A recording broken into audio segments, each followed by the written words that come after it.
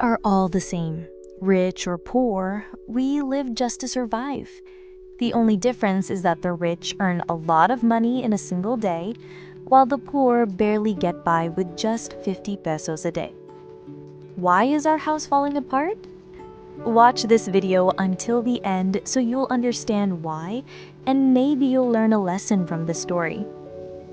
My father is a carpenter. We are very poor. Sometimes I don't understand why we're poor when we live in the mountains. We don't pay for water because we have plenty of it up there. And we're not lazy. We plant everything we can, like bananas, sweet potatoes, everything we can possibly grow. But of course, crops don't bear fruit overnight. It takes months or even years. Then came a time when everything we planted was wiped out by a landslide. So even if you live in the mountains, if a storm comes, there's nothing you can do.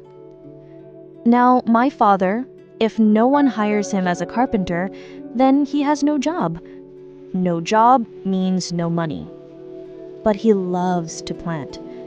There was even a point when the landowner of the place we borrowed to plant vegetables, bananas, abaca, chili, sweet potatoes, and corn canceled on us. From that moment, we were back to zero. Since we didn't have a proper piece of land, even if we tried to plant again, nothing grew well. At that point, my father had to go to the town where my sister and her family lived to find work. Fortunately, he found a job, but his salary was just enough to cover our daily needs. He did only come home once a month because the fare was expensive. Carpenters don't earn much, but there are 6 of us in the house that he needs to feed. And we were still studying, so we also needed money for school. Then came a time when our house started to fall apart because of the continuous rain. The roof started leaking. One side got so soaked, it collapsed. Our floor had holes. Every time you step on it, the house shakes because the wooden posts are no longer strong. No one could fix it because none of us knew how to do carpentry. Only my father did.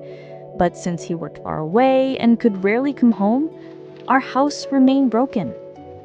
People kept saying, "Your father is a carpenter, but your house is falling apart." That's true. But if you really look at our situation, it's all about survival. Should he fix the house and quit the job that feeds us, or keep working to make sure we eat every day? Salute to Papa. Thank you for your hard work, for making sure we eat 3 times a day, even if it's dried fish.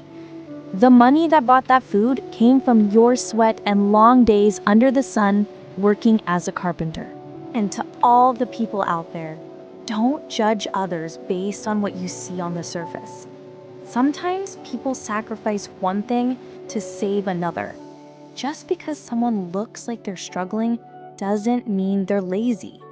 Behind every broken roof, there could be a father working miles away just to make sure his children don't sleep hungry. Respect the quiet fighters. They are the real heroes.